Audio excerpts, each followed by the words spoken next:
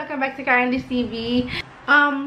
Kasi parang kailangan kong gawin to. Kasi dahil paulit-ulit naman, sa tingin ko, hanggat hindi mauubos to, yun at yun ang gagamitin ko for my makeup tutorial. So, ayun na nga. So, for this video, this is my foundation. Hindi ko na puputulin. Foundation to eyebrow routine na to. Kasi, paulit-ulit lang din ng ginagawa ko sa eyebrows. So, hindi ko na siya hindi ko na isa-separate yung video, yung eyebrow routine. So, dito na agad-agad. So, let's get started. First, of course, is primer. Sa ngayon talaga na ang pinaka-base ng makeup ko is itong Snow Skincare Ultra Light Perfect Foundation Sunscreen with SPF 50 PA++. Ito kasi kahit hindi ako mag-foundation, ito yung ginagamit ko. And very, very, I love it. I love it. So, okay na yung isang pump para sa whole face. So, I'll be madaldal for this. So, dapat, make sure your fingers are clean.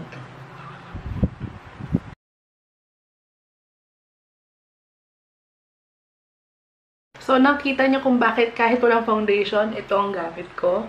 Dahil ang ganda ng finish. Parang, alam mo yung parang may Korean skin ka. Very flawless. Though, kita yung pa rin yung mga redness mo. Pero kasi, ngayon is medyo okay yung skin ko. Pero knock on sa wood na hindi ako magka-pimples. So, I still have my pimple marks though. Alam nyo na to. Alam nyo actually ito, inuubos ko na lang talaga. Pero, sabihin natin, kahit anong foundation, it's either this Milani Conceal Plus Perfect 2-in-1 Foundation and Concealer in Creamy Vanilla or this Sansan High Definition Foundation. Actually, mas full coverage pa to kaysa dito, pero pinagpapalit-palit ko lang sila. Pero for this video, itong Milani ang gagamitin ko. Gamit kong sponge at tagal-tagal na rin ito. Hindi ko alam kung kailan ko nabili. Last year ata. Basta, yung sponge from Daiso and super bongga. Hindi pa naman siya nasisira so far. So, minsan sa mga makeup tutorial, parang sinasabi niyo hindi ko sinasama yung neck. Kasi sayang sa product since minsan binubura ko agad talaga. Hindi ko naman nirarampa yung makeup unless lang mga parang get ready with me video. Yan. So, di ba ang ganda ng coverage niya talaga. Lalo na kung, syempre, medyo madami yung nalagay ko. Pero, okay.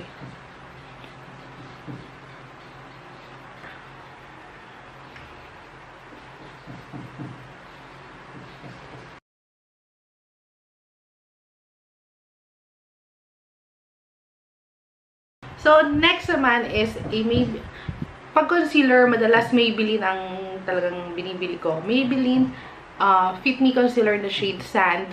Kasi nga, di ba, nasa province ako. So, very limited ako sa resources. And bihira din ako mag-online shop.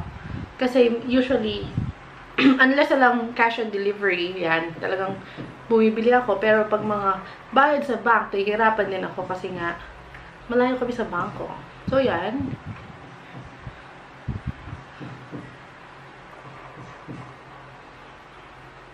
Ay, biglang naging seryoso. So, medyo, may pumupukpok.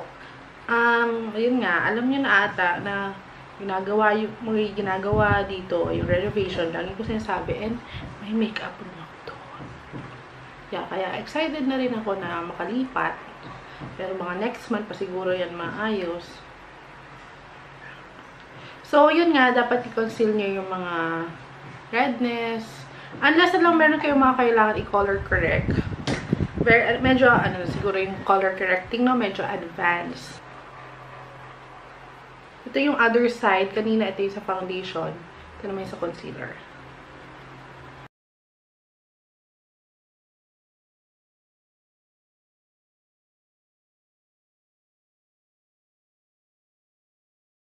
Next is, favorite ni Mamshi Ann Klutz.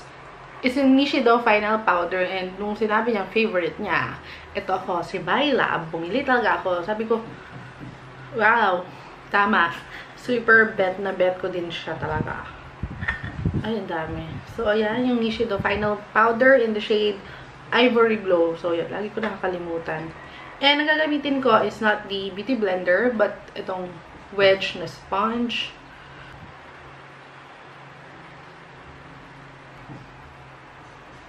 Kasi feel ko tamang-tama lang yung nilalagay ko eh.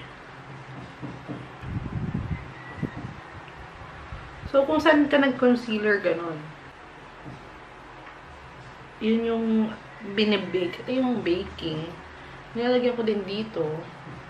Para later, parang medyo highlighted na siya. Pero, i-dust off pa yan and ikakalat naman. So, wala din. So, mag-wait. Actually, pag ganito, ginagawa ko na yung brows. Pero para naman decente, we'll wait for 5 minutes. Para hindi naman 3 to 5 minutes and then I'll dust it off. Yung galing ng hair ko. So, that's my foundation, full coverage foundation routine. And up to the brows. So, I'm gonna zoom in para mas makita nyo. So, for the brows, ito talaga siya pag brand new. Magkano lang to? 75 pesos from Ever Bilena is the color pencil with aloe vera and vitamin E. Brown and black. Yan, dalawa. Color pencil duo. Tapos may sharpener siya. Yan. So, 75 pesos. Super sulit siya sa akin. Yan yung extra ko. Pero ito talaga siya ngayon na. So, pag tinanggal mo, ayan na. So, parang ganyan. Ganyan na lang siya. So, mas gamit ko yung brown kesa sa black side. Fish pulling. Ilaline ko siya ng ganyan. Ng ganyan.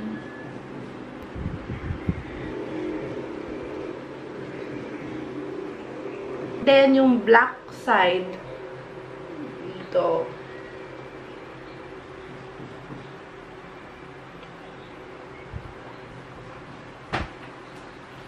Yan, para mas dark na onte. Kunti lang.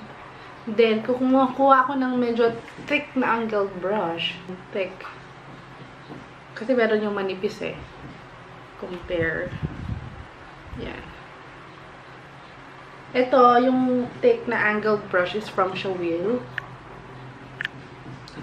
And then, kakalat ko ng ganyan. Parang ikakalat lang, di ba? Yung color. Kasi, medyo parang creamy yung pencil. Madali siyang i-blend.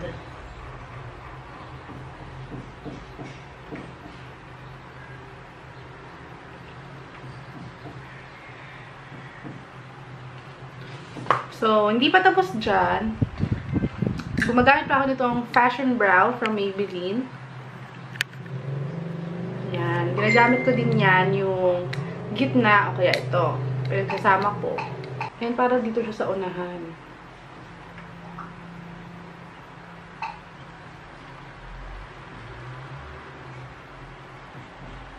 So, minsan bet ko yung ganyan makapal kilay. Pero, pwede mo pa rin siyang i-clean.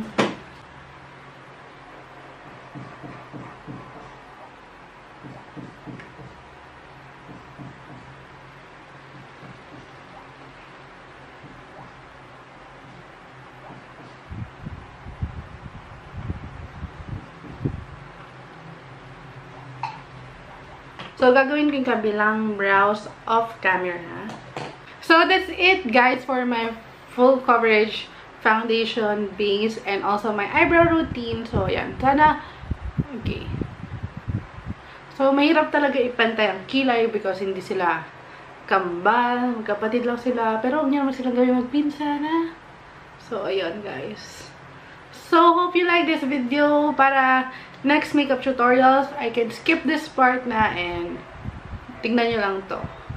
So, thank you guys for watching. Please don't forget to subscribe, like, and comment on this video. And don't forget to share this on your social networking sites. See you on the next one. Bye!